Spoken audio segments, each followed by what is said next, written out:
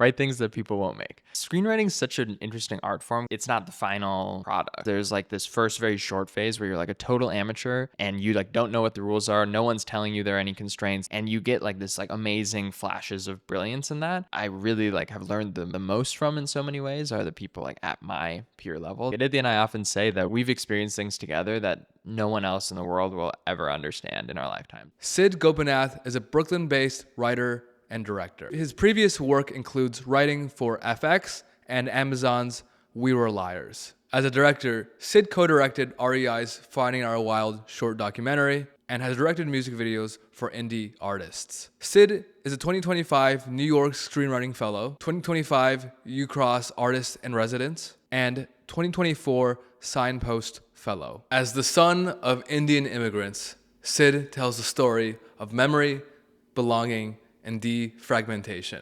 I present to you Sid. What does it take to become a screenwriter? Well, I'm no expert, and I think it's different for every person. I feel like genuinely the reason I'm here is some combination of persistence and the people around me, like a community. But I really do think it's a matter of just doing the writing. My friend Aditya and I, who I have written a lot with over the years, I think just like we just did the work. Like every day we were writing, every week we were writing, and a lot of it was really bad, but just the persistence of it meant that we got the reps and were able to be here. Where would you say the journey for you started? Journey started, I guess, can answer that two ways. The practical answer maybe is it started at Duke. Aditya and I met in college. We were both studying, like I was studying computer science, he was studying economics, but we both loved movies. We bonded over that. And he took a screenwriting class and was kind of like, I know you like movies. Are you interested in one summer? Let's try writing the screenplay together. That was 2015. And we kind of haven't stopped writing together since then. I think maybe the other version of this answer though, is that I was an only child and I grew up, I would watch movies with my dad, especially, and we had like little screen time rules. So it was like 30 minutes a day we'd watch a movie, and then I would go upstairs and just like continue acting out that movie, like running around and imagining what the next part of Star Wars would look like.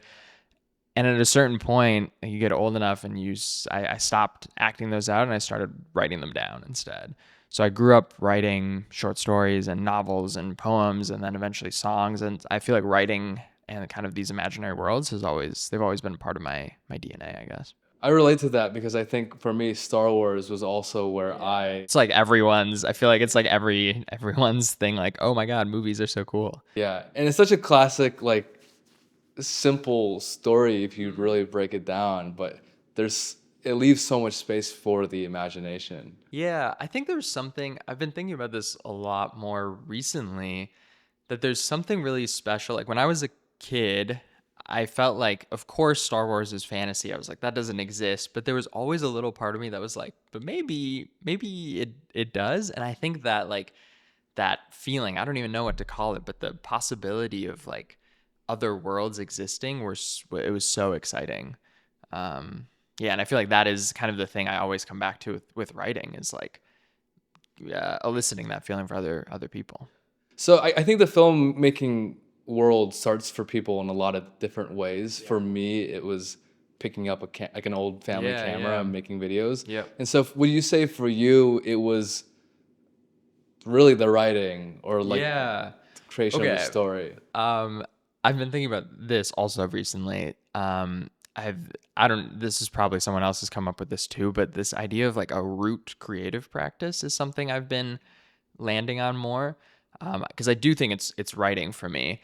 And I realized this because I was trying to color a music video we did a while back, and I was like, whoa, I really am not enjoying this. Like, I know it's necessary, but like, I'm not good at it. It's not bringing me joy. It's taking a long time. I don't like really feel motivated to learn about it. And I was trying to figure out what that was.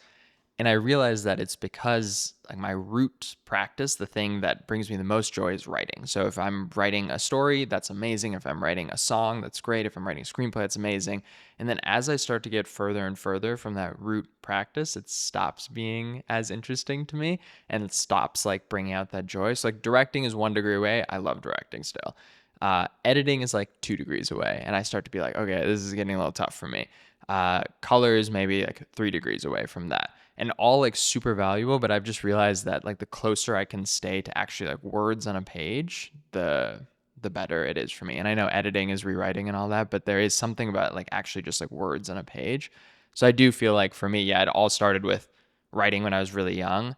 My mom even talks about how like in first or second grade or something, we were doing our first creative writing classes in elementary school. And my mom had to come in because I was writing these like crazy dark war stories or like sci-fi war things. And the teachers were like, what is going on with your son? And it was just because I loved, that was like the way to express these imaginary worlds I had. I mean, that's really interesting to talk about, the degrees, like what your root creative is, because maybe this isn't true for everybody, but it is an interesting opinion. Do you think everybody who's a filmmaker has that root creative? I don't know. I don't know. It for a while I was like 100% like everyone must have something like this, but increasingly like I've shared it with a couple of people. Like I was just talking to a friend who's an extremely talented writer, but he was like a DP prior to that. Like he trained as in camera. He like loves working with cameras. And then like this was a way to kind of express himself, but he loves both of them equally. I feel like I know a lot of actors who are also super talented writers, or I know a lot of I met on set the other day a gaffer who's also a really talented actor and managed to do both on the set. So I don't know if it super holds up, but I think for me it's been a good way of framing uh, just like the things I like to do. And especially as you're choosing what work to take on, so much of work I feel like we do early in our careers is like favors for friends or for like big discounts on our rates. So knowing like, okay, if I'm doing color for a friend for free, like that's not going to be an enjoyable process. But if I'm writing for a friend for free and it's a project I believe in, like maybe there's something there. Yeah. And I think there's something to add to that is maybe it goes beyond what the root creative is, and it's more about what is like creating the least barrier to actual execution. Yeah. And for Like to some get over people, the inertia kind of. exactly, like what gives you the inertia. And some people might just feel more comfortable, with the camera and going out and just finding the shots. And some people are more comfortable on the page, just writing. Totally. And I think maybe like for me, I've been thinking about that recently. It's like what allows me to get to execution. And I have found so far that that's what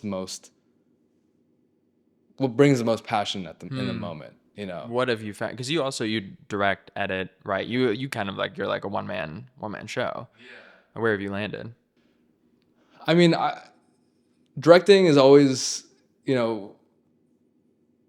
fun in the moment, but I think it's like, I guess the struggle that I have faced recently is more about just creating when there are other people with expectations that are altering whatever creative process slash vision you might have. Like a client or producer or something? Yeah, like a client, a producer, somebody else being that part of that process, and obviously all of that is going to happen in your films no matter what.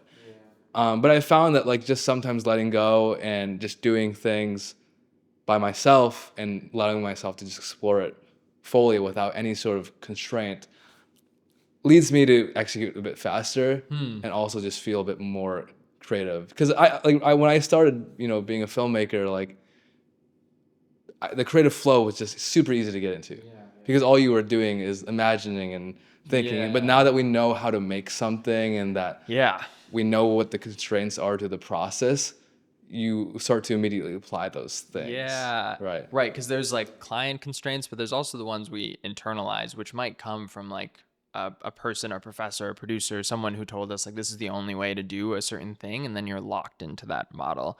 The other, sometimes my musician friends and I talk about this, where it's like with music. Like, so I grew up playing violin, and then I picked up guitar in high school. And for those first like 3 years, when I listen back to that music, like a lot of it's pretty terrible, but there's these moments of like brilliance, I think. Like there's like solos that I just wouldn't write or like weird core things that I just wouldn't write because I didn't know what the rules were. So I was like accidentally breaking all these rules, like weird key changes that work really well, just because I didn't know there was a rule that meant I shouldn't do that. So it's almost like there's these very, like, again, huge simplification, but three kind of phases. There's like this first very short phase where you're like a total amateur and you like don't know what the rules are. No one's telling you there are any constraints. There's no one, like, you're not obligated to anyone. And you get like this like amazing flashes of brilliance in that. And then there's this like really long second chunk of time, which I feel like I'm in across all my creative practices, where it's like, you know, the rules, but you don't quite know how to break them yet, or you don't know how, like, you don't have mastery over it. And then there's like, after that, the third phase, when you see like genius composers or like the best writers or filmmakers, it's like they know the rules and they know they're very comfortable breaking them. They know how to break them. And that, I feel like, is the thing I'm still striving for. Yeah, and I've actually talked about this recently, but it's like the same, that line that you just described is the same thing that we, like, experts know are like, you know the knowledge curve or whatever. Oh, Like, sure. it's like when you're starting off, you're Yeah, the most yeah, confident, yeah. then you know a bit more, and it goes down. But then as you become much more experienced, you then start to regain that confidence. Yeah. I agree with that, and I also think it's also almost like a pendulum as well. So there are times where that happens, and then you're back to the kind of unknowledgeable phase. Yeah. But you're really That's true. confident. That's really true. And That's then you really go true. back down and dip, and then Yeah, because I feel like even within the work, there's like almost like sub things you're learning, or like sub pieces of work that you're learning. Like for us, I feel like screenwriting, there's like feature screenwriting, which I like started to feel better about, but then it was like, okay, now we want to try TV. And then it's like, you're back to square one. And our first TV show that we wrote was like this ridiculous thing that we would never write now because it was so like big and unmakeable kind of. But that was it, like there was so much passion in it, and you can really feel it when you read it even now. yeah. I mean, that brings up an interesting question though. How much of screenwriting do you think is just breaking rules, doing new things? I Screenwriting is such an interesting art form because it's not the final product. Like, it's a template in so many ways. Like, I believe that a screenplay should read really beautifully on the page too. It should feel elegant, but also I think it's important to have a voice and like a little like prose qualities. I really like screenplays that aren't just a blueprint, but it is also like, ultimately no one's going to read that except the people making the thing. Like, that it's the thing that you make that everyone's going to see. So unlike a novel or a poem or a song, I do think there are rules that are not rules, but like a framework or guidelines that are like worth adhering to. Like, I think at least in Western cinema, it's helpful to have some sort of inciting incident sort of thing. It's helpful to have some sort of conflict. And I think every time I've tried to break one of those rules, it's often like, you watch, like when I was very young, it's like I watched Before Sunrise and I was like, oh, well, I could write that. It's two people talking. And then you realize it's actually impossible to write a movie that is that good as one of your first. It's like so hard to match the quality of that. You think that they're breaking all these rules, but it's like they have such strong understanding of them. They know how to like subvert expectations. So I don't know. I think it's important to carefully break some rules. I think it's important to bring your own voice to it. I also think like we're making a document that hundreds of people hopefully will go on to make into the movie. And it's important that those people can understand the document as like a template for their work too. Yeah, I mean, let's weave this back kind of into your journey as a screenwriter, because when you started, you were probably breaking rules that, like you said, didn't really knew existed, and like talk about how you became better as a screenwriter over time, like how you learned about the industry, like what you figured out. Yeah.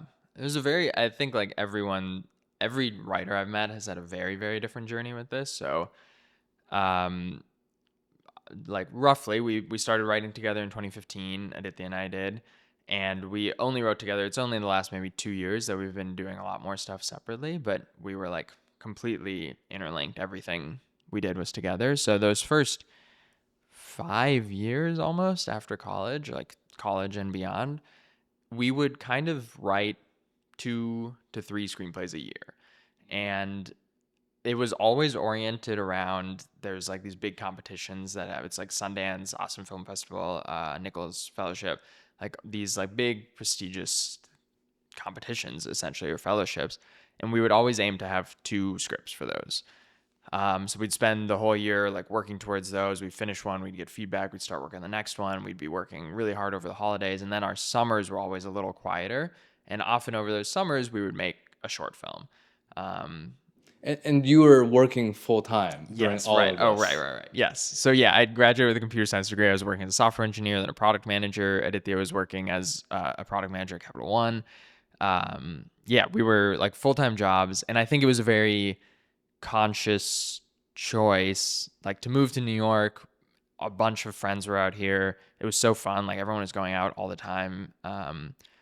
It was a very like I remember making the choice many times over a year to stay in to write or to stay in to practice music. It was, I think I always wanted to look back on that time, those first few years out of school, and say I tried to do the thing that I really want to do. I would rather regret trying than not trying. Yeah, so it was kind of like just purely like reps. We would like write 2 screenplays, and kind of to your point about rules, some of them were these like quiet coming of age pieces, some were like big sci-fi epics, and we'd submit it to the blacklist and we'd submit it to all these competitions and we'd share it with friends and we get feedback. And every single one of those, we were like, this is going to be the one, like this is going to get us an agent, or this will win the competition. And none of them worked out, and there was like fresh heartbreak every time. And then we moved on to the next one. And at a certain point in 2020, we had written a script that we were really proud of. The town had kind of shut down, and at that point we had started to build a bit of a community. We had made some short films with really talented actors that we admire, and our script was able to find its way to a manager. And that's kind of when like the next phase of our career kicked off. Like the last 5 years came from that period, I'd say. Yeah. What quality do you think like really pushed you and Aditya like through those years, those starting years? I think I wish it wasn't this, but I do think there's some element of just like anxiety. Like we really wanted to make this work. So we were constantly working.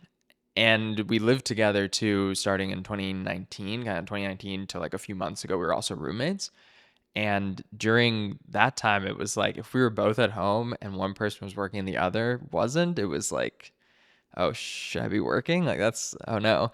So there was kind of like some of this anxiety, which I don't think was super healthy, but it did lead to like a lot of work. And yeah, so anxiety, but then also just like genuinely, we both really like writing and we love movies. And so many of our conversations, even outside of work, come down to talking about a movie we've seen. Or there have been so many times where like something crazy will happen in one of our lives, like, like in going through a breakup or something. And the other person, the first instinct they have is like compare it to a movie. So it feels like there's always this, like, it always comes back to film for us. So I think some like love of the game, and then also like anxiety / persistence probably. I've written my own share of screenplays, not as many as you probably have, and probably not as good anywhere close. But I will say, like, there have been moments in my life where I have gotten really into screenwriting. Like I remember my junior year, I took a screenwriting class at Duke, and I actually thought that was going to be my main thing out of college. And obviously, I'm not screenwriting full time right now. Yeah. Although it might be a path in the future, but I felt like there were time where I was writing a lot. I felt very confident about what I was writing about, and I felt confident about the way I was processing other films and understanding story structure and stories in general. And I'm curious, like, do you feel like because you were, partners with Aditya, do you feel like you guys gave each other the confidence to really drive full force? And without him, do you feel like it would be harder? Oh, 100%. I think even as we've both started writing a lot more stuff solo now, it is hard to find that like intrinsic motivation, but it's also hard to just like trust your own voice. I think there's like a beautiful but also dangerous thing of writing partnerships, which is like when I write a scene, I'm like trying to impress Aditya. Like I'm hoping that like, okay, I really hope he likes this monologue, or I'm like really proud of this action sequence. Like I hope he likes it too. And it's like such a that like little bit of validation when I see the comments come in and he's like, oh, I love this scene. This is great. Like that's so nice. And I imagine it's somewhat similar for him too. So I think there was like there's something a little scary about that because you have to like find that intrinsic, the internal, your own validation of your own work and your own belief in your own work when you start writing solo. There's also something really nice though about um, like Aditya and I often say that we've experienced things together that no one else in the world will ever understand in our lifetimes. Like no matter how close we get to like romantic partners or best friends or family members, like we have shared little experiences. Like when we are fortunate enough to sell this show to FX in 2021, like I remember exactly where we were in our apartment and like that it was just like a crazy, like ridiculous experience. And no one will ever know what that was like except for the two of us. So there's something really, really beautiful about that. Like creating with someone and building a career with someone is like such a gift also. Now that like you're kind of doing this more on your own, do you feel like you've been able to find that confidence or like that validation? Like, do Yeah, you get the same sometimes. thing when you're writing now, or? Sometimes I think it is hard. There's a shared thing like I think across writing, no matter who I'm writing with or in what context, like when something is great that I've written or like when it feels really right, like I clock that. Like I know I'm like, okay, yeah, that's a good scene. And those are often like sometimes those don't land with Aditya, but I like have such faith in the vision that I like really fight for it. And I think he has very similar things. So I think that has stayed the same. Like there are scenes, there are pieces of work that I feel so good about, and I'm kind of like uncompromising. Like that's great. Um, but it is harder for like, let's say that's like the best 10%. The other like the middle like 50 scenes that like might work really well, or scripts that like ideas that might work really well, but don't like reach that threshold for me. It is harder without someone else being like, wow, I love that idea. It is a little bit harder. Again, the danger of like, we learned how to write together. I think it's not just that we're writing partners and we like both went to film school and then met when we were like 25. It's like we met when we were 19 and started writing together. So like, the first 10, 12 screenplays we wrote were all together. Like we learned how to do this together. So it's hard. Sometimes it feels like I'm like writing without half of myself, which is a challenging thing. Yeah, I mean, would you say it's almost as if you're kind of relearning how to write in some ways? Yeah, or at least like relearning. I feel like I'm relearning my individual voice and my individual taste. Um, yeah, little things like how I like things to look on the page, how I like dialogue to flow. Um, yeah, there's also I think something freeing a lot of what Aditya and I have talked about. So we're still writing some movies together, a lot of TV stuff we're doing separate now. Is just like finding what our individual voices are. People always have said to us like, wow, I can't even tell who's writing what on the page, which is great. It means we're writing well together, but also means like now we need to like extricate ourselves into two people. Yeah. Yeah. How important do you think it is to have voice in screenwriting? I think it's really important. I think it's essential to have voice in screenwriting. That being said, I'm not an expert and I've read some like amazing, like, really acclaimed screenplays where I'm kind of like, oh, like I can't really, like, there's not a lot on the page here. It's like, great dialogue or something, like great action scenes, but the action scene might be like they fight. And then like on screen, it's like the most amazing thing ever.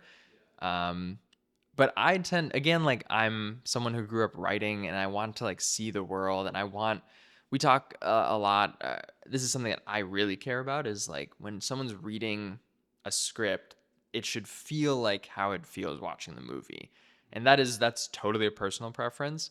Again, like a lot of comedies aren't like super like snappy funny on the page, or a lot of like very slow artistic films don't feel that slow on the page.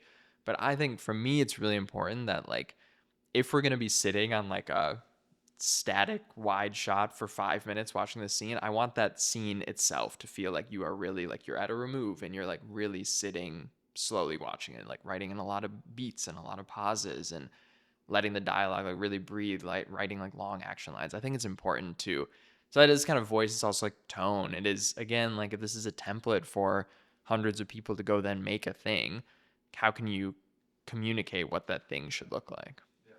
And how important do you think this kind of goes back, I think, to one of your previous answers, but how important is knowing the craft versus just being fully creative?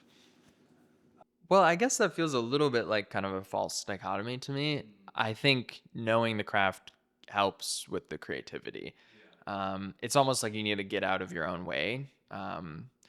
It's less like, again, that's not to say like I don't think there should be like dogma around it. I don't think you need to like here's like the strict rules. You must page 15. This has to happen. And a lot of like like online film resources are communicated that way, which is challenging. And I found it so hard because again, didn't study film, so it was like I'm trying to learn how to write a screenplay, and people are like, the inciting incident happens on 25. Can you try to move it to like 19? I was like, what an arbitrary, like, why? And when you realize that it's really about character and like setting a character on a journey, then it changes that. But yeah, I guess I think like, okay, like here's an example. We were in the writer's room for this Amazon show, We Were Liars, which was really, really an amazing experience. And one of our mentors, this great writer, Brett Matthews, he read our first pass at a scene and he was like, yeah, you guys are competent writers, but like this isn't a scene. This is like good, snappy dialogue. And then the moment kind of ends. And he just told us about this concept of every scene having an A, a B, and a C. Very simple, but like two characters come in thinking one thing or with different opinions. B, there's like a turn in the middle of the scene, and C, they leave either like they're like calcified into those views or like they leave in different directions than they came. But there's always like that turn, and then we see the impact of that, and that's like what makes a good scene. And it's such a simple like craft thing. It's like an obvious craft thing, but I feel like it opened up so much creativity because suddenly our scenes like could breathe in new ways, and it was like, okay, like let's now imagine what happens after this person says the really dramatic thing. What if we don't cut away? What if we sit with these two characters and see like what that C moment is? So I feel like every new craft thing we've learned has like opened up new creative avenues. It's the kind of like you don't know what you don't know kind of thing. So it's like once someone shares a new thing, you're like, oh wow, yeah, okay, never thought to do that on the page. And it's Yeah. really exciting, I think. Yeah, I love that framework because it's so easy to grasp, yet it just changes your perspective when you're writing something. Yeah, And yeah. you go in knowing kind of having a direction instead of having to find it yourself. Yeah, yeah, totally, totally. Um, I think this is a great time to ask this question, but for people who, are considering being a screenwriter today and just they want to write movies, like what do you think is the best thing they can do? Yeah. Well, I think there's a few things. So the generic piece of advice that we got so many times, I find it very frustrating, but I will repeat it here so that we can continue the cycle, is that you just need to keep writing. It was so annoying. I think we'd write these screenplays that were like, this is our big break. And we'd get it in the hands of like a filmmaker we admired and we're like, oh my God, they're gonna like give us our break. And then they'd be like, great script, keep writing. And we're like, but if it's a great script, can't you help? So, but I do think there's something to like just getting the reps in, because now when I look back at those scripts, I'm like, yeah, if I got this, I would not be like, I can't wait to make this movie with you. I'd be like, keep writing, good first attempt. So I do think there is like an element of keep writing. I kind of I'm like dancing around this, but I keep coming back to, I think the biggest thing is like building a community of other people who want to pursue this as a career, who want to take it really seriously. And it's not just, I think the mistake we made early on was like we're looking for people a couple levels above us that could like pull us up, but really like the people that I I really like have learned the most from in so many ways are the people like at my peer level, that we're all doing this together and we're all like trying to rise together and we're supporting each other and working on each other's sets and giving each other feedback. Like finding those people and building that community through projects, like do continue doing the work, but I think that would be the place to start. Like keep writing in community with others. Yeah. Can you speak more on that? Because I mean, networking horizontally is something I've been told a lot as well. And I feel like, honestly, networking up is basically impossible for most people. How did you realize that? And what's the story behind it for you? To be honest, I think it came from just being in New York. New York has a really, I think compared to LA in some ways, it's a very like It's like no one's making money. Everyone's making like really scrappy, weird stuff. And when you meet up, you're not talking about like which studio is buying what. You're talking about like the weird thing that you're making. And hopefully like one of the like super talented directors in the room would actually be down to like PA on your set because you need another PA. And I don't know. I think just like being in New York and being around that energy has been really good. I've been fortunate to just like meet a lot of folks who either went to film school here or like friends of friends or starting writers groups, or like I have a few high school friends who when I first moved out here, they had also moved from Minnesota here to act or to direct or and just like, okay, you're an actor. Do you want to act in like my terrible 3-minute short film I'm about to make? And he's like, yeah, totally. So I just think it's like it's the benefit of a place like New York that like people want to make like weird things with other people just because we all love doing this. Yeah. I mean, this is great because I just moved to New York and, around 6 or 5 months ago at this point, and finding that community is top of mind. What's been your experience? Like, it took me like 4 years, I feel like. Yeah. I mean, it's been difficult. Like, I won't sugarcoat it. I found community through work. That's probably been the easiest way because that just automatically attracts people who are in the industry. Facebook, I've tried, haven't really. I've gone to like networking events from Facebook. Nothing's really panned out. Yeah. I am like, this is unfair of me, but I am a little skeptical of like kind of like meetups around like things that are so explicitly like filmmakers meet other filmmakers. It can feel a little artificial. I'm thinking like this it like all kind of connects together. Like we have made a few short films, and we made this documentary for REI a few years ago, and I've made some music videos, and a few of those have gotten into festivals. And I feel like we've both prioritized going to festivals where you will meet other filmmakers. So a lot of the ones in New York, just by nature of them being in New York, there will be other filmmakers there. And going to all the like I'm quite the introvert, so I really like hate the like filmmaker happy hour, but going to those and going with a project, I feel like is so helpful. I've met so many like super talented people just going to like see their short films at a film festival and then meeting them at the happy hour and talking about it and then following up for a coffee.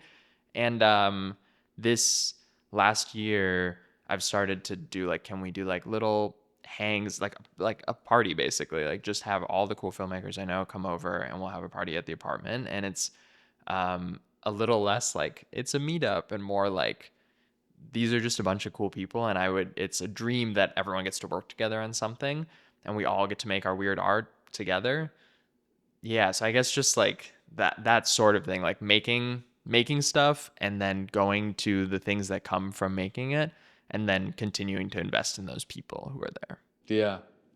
That's been my thought recently. And, Instagram probably has been the big thing where it's like, sure, you just reach out to somebody on Instagram, you like their work.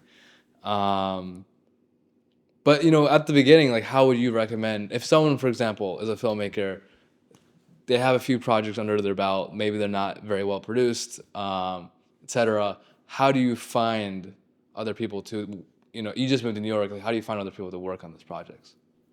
To work on the project. Yeah. I mean, or to collaborate. That's probably a better word. Yeah. But a lot of what we did for this REI doc especially was like we went on Short of the Week and I watched like dozens and dozens of documentaries, and then we found the people, like our editor for that we found by watching Short of the Week doc. Our DP was also Short of the Week doc.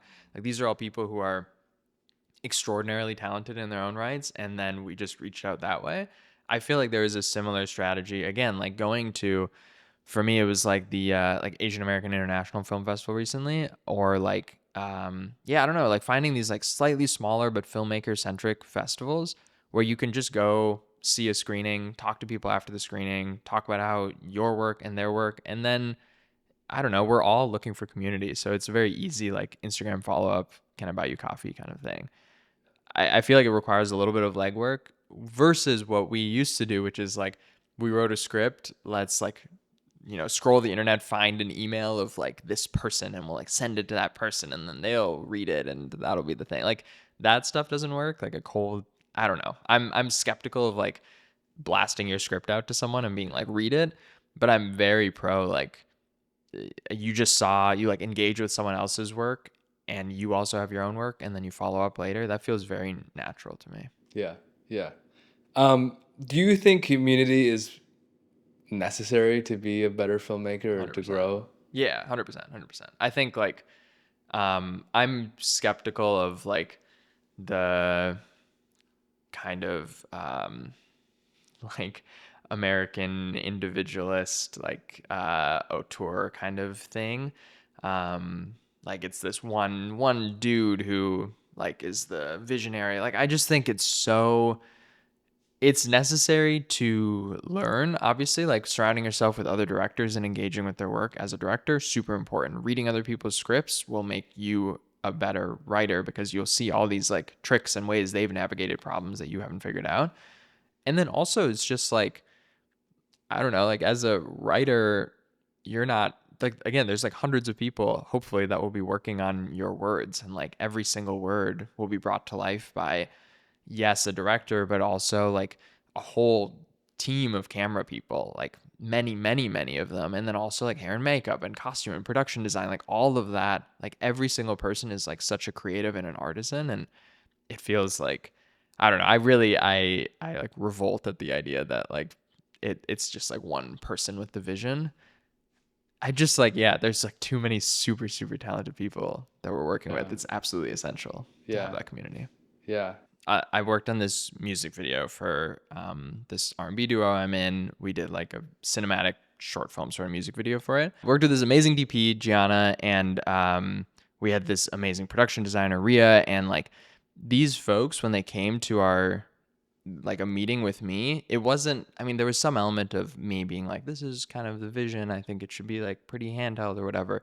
But the things they were coming with, the references they were coming, like that is what it is, like this composite image of all of the work of these people that made the project. I feel like, yeah, I was like, I was organizing and pointing to things and being like, that's the thing I like. But it would have been impossible without the creative, like a true vision of all these people. So yeah, I feel like community is like 1,000,000% essential for it. As a starting out filmmaker, everything I do and I'm doing with my friends is like basically unpaid. Do you think it's like, can you do that as a filmmaker in New York to make those things at that level where it's like you're not having to spend a fuck ton of money, or what's kind of your consensus on that? It's tricky. There's like a maybe a bigger question behind the question, which is like around, I don't know, like industry and ethics of filmmaking, and like why is there not more money for everyone to be able to make this sort of stuff? But I guess if we take the base assumption that there is like, we are all really like struggling to make ends meet, and like most of the filmmakers I know are broke, and we still want to make stuff, like how do we do that? Maybe could be a question in New York. And I don't know. I guess what I would like to think is that we can ask our friends for favors if we are also doing favors for them, and if we're all rising together, so that at a certain point we're all making money and we're all making a good amount of money and can pay each other our rates or higher and bring in more people and mentor those people too.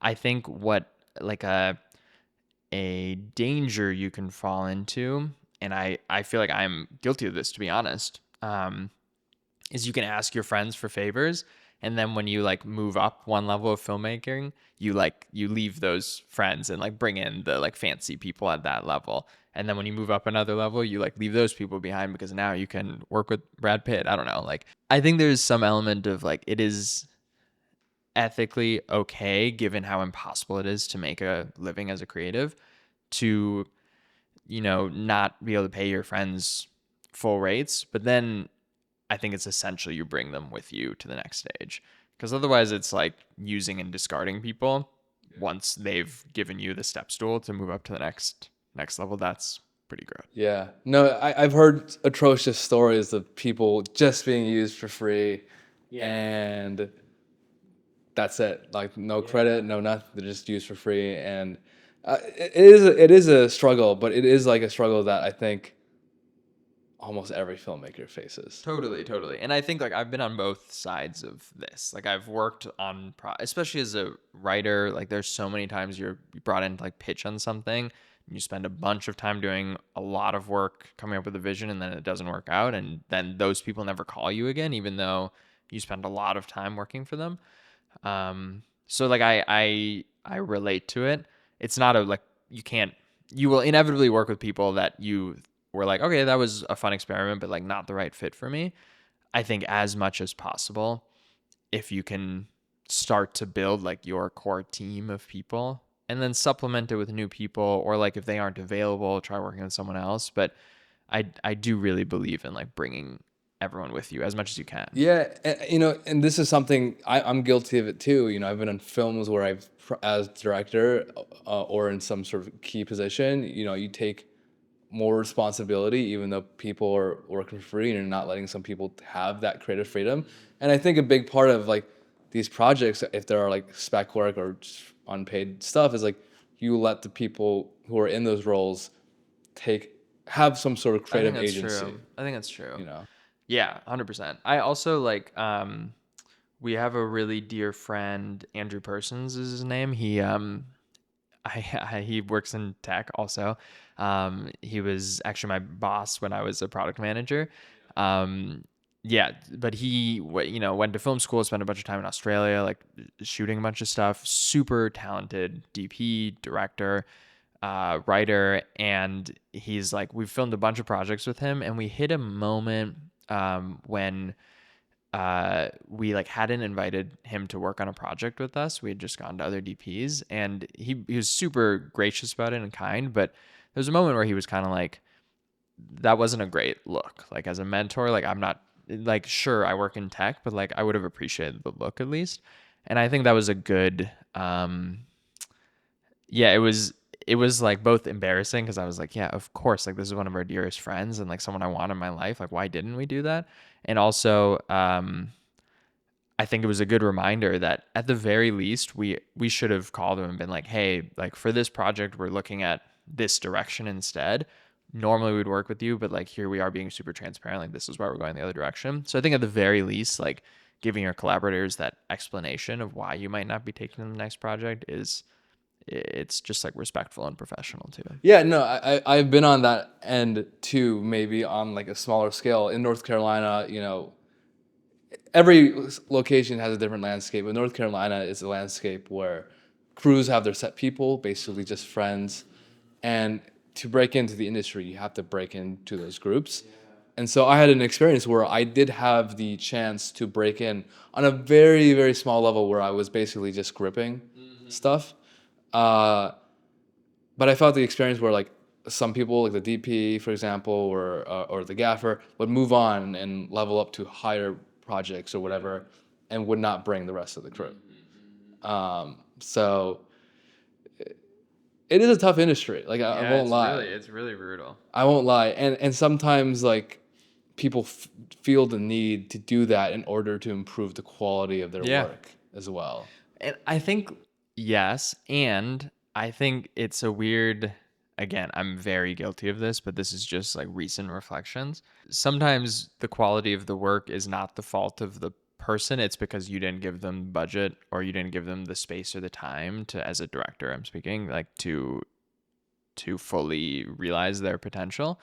I look back on some of like our very early short films that were fine, but the reason they were just fine is not really the fault of like our DP or like, yeah, like for example, we made this film.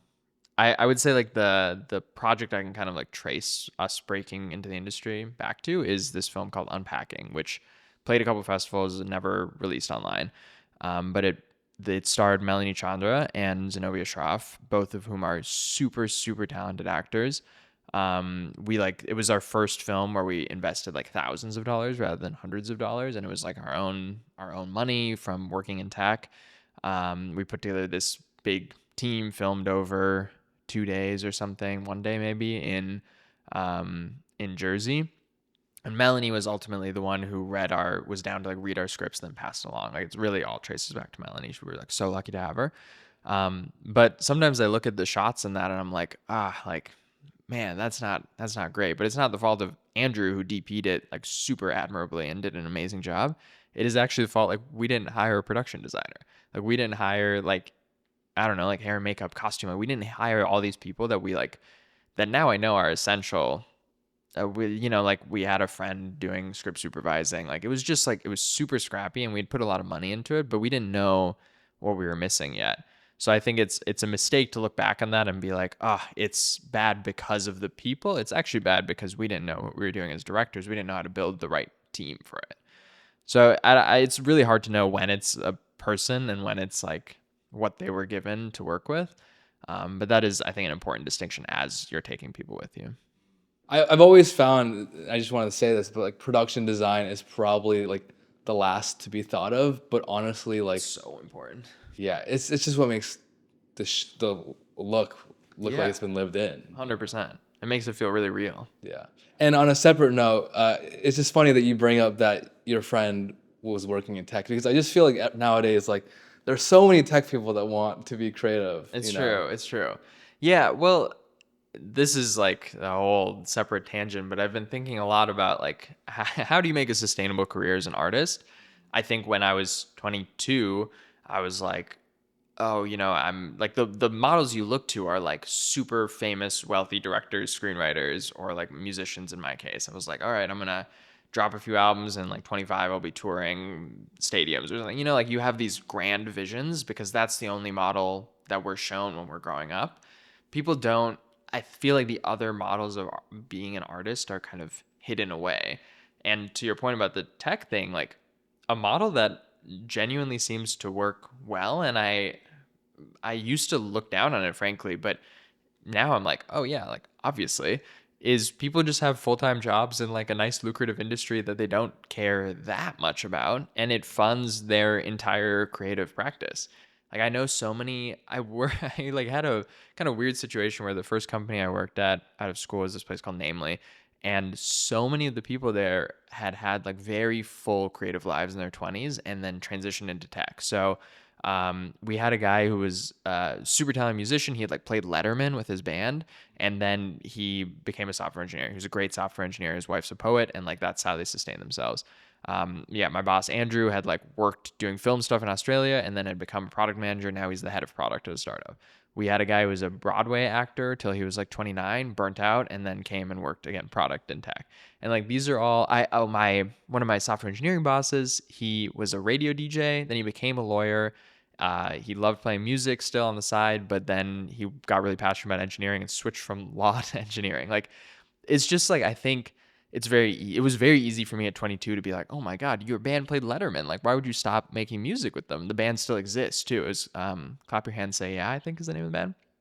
Super talented guy. And now I'm like, oh, obviously it's because you want to have a family and stability and like live somewhere that you like. And so anyway, just like as far as artistic models like that, I feel like is a very valid model. So there are the tech people who are like, oh, I wish I could do something creative. I'm going to like throw a bunch of money at it. And there's also tech people, I think, who are using tech to fund their creative endeavors. Again, Andrew like is able to have like really nice cameras and is able to like spend time and like invest where he wants to with a little more like flexibility compared to me. If I want to make a short film, it's like, all right, well, let me start fundraising. It's not even possible.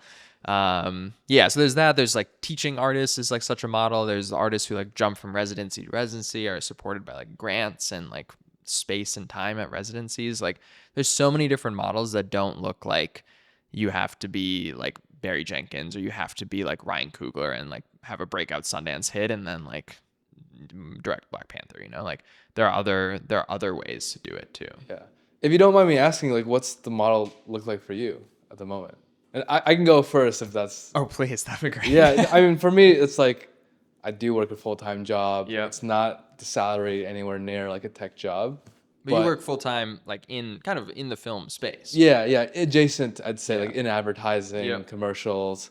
And it is like really refining my technical ability, I'd say that. And I think also just learning how to work with a lot of people, especially at Yeah. a level where everyone's getting paid. That's Yep. just completely different. Yep. And honestly, something I've realized, like, it's helped me a lot with my editing, and it's giving me a deeper appreciation for the importance of it. Like, does it feel so? You're working adjacent, I would say, but adjacent in the sense you are still like filming stuff, editing stuff. Like you're still like making filmed things in some capacity, versus like tech, where you're like not doing anything related to film. Maybe. Do you feel like it uses up creative energy that you would like to use for your own projects, or do you feel like they exist kind of in parallel? The truth is, yes, it probably is taking up creative energy. It's so close to the film Yeah. making Yeah. process that it's basically impossible to not it's basically impossible to not conflate the two things. And you start to associate these things with advertising commercials that might be, negative with filmmaking. Right. And I found that it has I could tell you, like, 2-3 years ago, I was just no constraints, just thinking I Yeah. had perfect, Yep. not perfect, but I had a really, really, really nice creative flow and just able to come up with ideas and see Right. things in my head. And now it's like constraints. Okay, this is how much it costs. This is what the people I got, the locations I have, the time I got. Yeah. And it's just hard to reach that creative flow. Yeah. Interesting. Yeah, so I studied journalism in college, also computer science and journalism, and I feel like a kind of another inciting incident for us, honestly, for it at the enemy is we asked the Duke Chronicle to get us, if we could cover South by Southwest, if they would get us press passes for that, and we came back from abroad, I want to say, and then it was like we got back for a second semester, and then like a couple months later we were in Austin covering South by Southwest, and we were like on the red carpet interviewing like Key and Peele and like I don't know, just these like huge, like Don Cheadle, like these like amazing stars. And it was like, we're like, hey, we're with the Duke Chronicle. And they were like, all right. But there was something about that experience where I came away from it being like, that was amazing. It was so cool to meet all these people I really look up to. And it's like too close to the thing I want to do. Like I'm taking photos of my favorite musicians who are performing at South by Southwest, but I'm not performing at South by Southwest. And when they meet me, they're meeting me as a journalist. They're not meeting me as like a peer. And it was so close to the thing I wanted to do that I was like, it like used the same muscles, and I was like, I can't do that.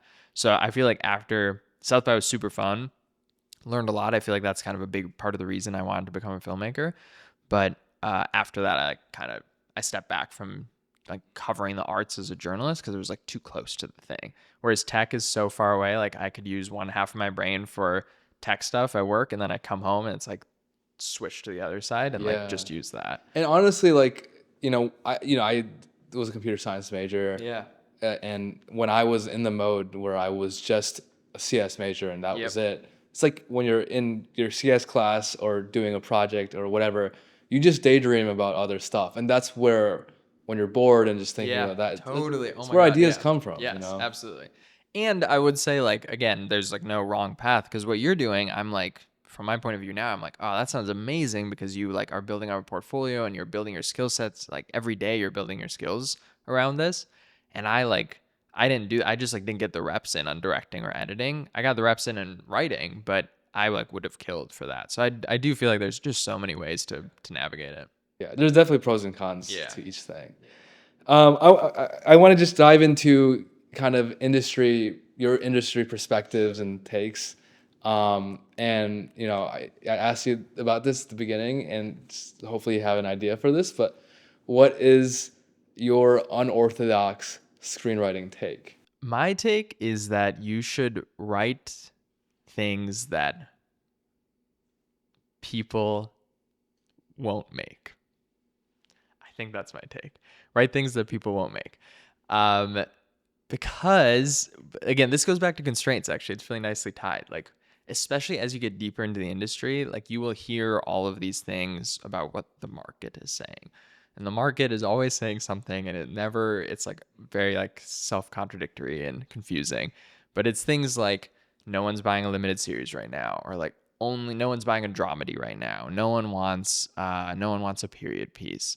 Like, oh, it needs to be a theatrical, really big theatrical film or really, really small indie film. And what this often feels like to me that it comes down to is like, you need to write some like fairly generic action movie with a white man leading it, or you need to write like a really scrappy horror film. Like it kind of feels like it comes down to like these like it's so limiting, and those things sell to be sure. Like those definitely, like that's the thing you'll see selling. But I think any success that we've had individually or separately, individually, any success we've had individually or together has come from writing things that now people would tell us don't. Like that's an objectively bad idea to work on that. Like the reason we got a manager is because we wrote a very quiet coming of age story about an Indian American family. And that is not like a surefire theatrical success. It's not even like a festival guarantee from what we've seen, but it really resonated with a few people. And that's what got us a manager. And then ultimately, like that was what that helped get us agents, helped like make a bunch of connections in the industry.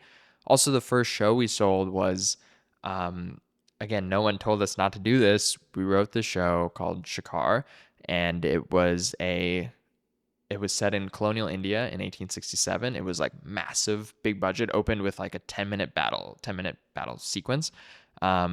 It was a period piece. It was a limited series. It was mostly brown folks with a couple like white British folks. And it was like super heavily researched. It was just like unmakeable in many ways. But I feel like when you read it, you can feel like, oh my God, these people, whoever wrote this, like loves this. Like they're super excited about it. You can like feel the passion. Even now when I read it, like I read a lot of our stuff from 2020, 2021 every now and then just to see what's up. Like a lot of it's pretty bad by our standards now. But that script I genuinely think is one of the best things we've written. And yeah, we would never write it now. So I think there is something to just like, I don't know, like make almost like explicitly choose to make the thing that people tell you not to make, because that is what, if it matters to you, like that will read on the page. Yeah. No, I think that's wonderful. It's just like you get a chance to really be fully creative. Yeah. See how far you can also go with. Yeah. And I also like, this is a kind of weird comp that I haven't thought about for a while, but we wrote this sci-fi action heist script, like big space movie in like 2018 or something, and I still feel really strongly like that was just such a fun project to write. Like we had so much fun with it. It didn't really go anywhere, but again, when people read it, they were like, oh yeah, this is like fun. Like you can tell you guys are having a good time with it, and like the world feels big and realized. And I think it is both important for a career, but I also think it's just like important to remember how fun it is to be a creative. Yeah, I think that's great. What's your take on the future of the film industry? I'm positive it's gonna be great. I don't. So to be honest, like I tend to tap out of conversations on AI or like future guessing, just because I just don't know. And I think there is an aspect. This is like, I'm generalizing again, but there's an aspect of like LA just by being like in Hollywood and around like the business of making movies so much, where there's a lot of like, let's try to like forecast the future. And there are a lot of very smart people doing it, and I trust them to do that and then tell me what's up. Because right now I feel like all I can do is, as a writer, is like continue to write things that I really, really care about. And if there are new tools to help me to make a pitch deck or something, like if it's a useful tool, I'll use it. But also if it's a huge pain to get the perfect right image on like Midjourney or whatever for a pitch deck, then like it's just not worth it. I'm not going to do it. So I feel like I'm seeing like, I don't know, I'm seeing things change slowly, and there's a lot more like consolidation, and everyone's freaking out about AI all the time in different ways. But I do feel like there's some element of like, I can still write. Like I've always been able to write, and I can still write right now until someone tells me I can't. So I'm going to do that. What is the worst thing about the film industry? The worst thing. I'll ask about the best thing, but first, worst thing. In what lens? Like on the business side or like? What is your least favorite thing about the film industry? That could be it? I don't know if I have a least favorite thing. I would say I get frustrated by how much of a bubble it can feel like when we're working within Hollywood. I have very little patience for a party where everyone's only talking about like the project they're working on, or like even worse, like the people working on it, or like the people backing it financially. It does feel like this, almost like we get stuck in this loop a little bit in when we're working in this industry. And to be honest, I don't think it's that much different than like a bunch of doctors get together and they talk about medicine, because that's like the shared thing. So I think it's very understandable. The difference is that to be a really good doctor, you need to know about medicine. You need to be really good at the skills of being a doctor. To be a really good creative, you also need to like live, and you need to like pull those experiences into your work. So I think this like self-perpetuating loop thing is really detrimental. What is the best thing about working in this industry? For me, it is the actual act of writing or directing or like making a thing. It is such a miracle that anything gets made. It is insane the number of people and like the number of gatekeepers it has to go through.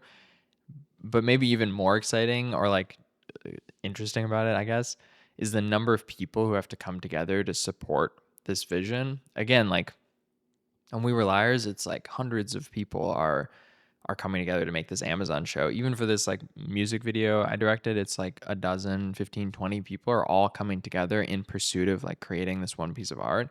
It is such a I just like it's such a gift to make art. It's so ridiculous that I get to do this. Like I grew up not even like knowing this was a career. Like I was like, yeah, like movies get made by some magic, but I'm not like that's not a thing anyone could actually do. Yeah, and I feel very, very fortunate to have the support of like family and friends and community to be able to make like weird, interesting art. It's such a gift. I don't That's like a very basic answer, but just like making stuff is so ridiculously cool. I 100% agree, and I've reflected recently and just thought it's crazy. Like most people in their life will never work as a creative professionally, Yeah. and so it is just a privilege and an honor to Totally, be able to do totally. that. It is like I think especially like it took us so long to break in that we have been on like all of the Reddit threads and all of the forums, and we've like read all the blog posts. Like there are so many people trying to make a career in this, and it's really easy to lose sight amidst all the like industry annoyingness. But yeah, just like making stuff with your friends is so fucking cool. It's ridiculous. Yeah. Thank you so much, Sid. Yeah, thank you. This Thank is you for the great. time. Yeah. Amazing insights and amazing stories. Thank you so much. Appreciate it.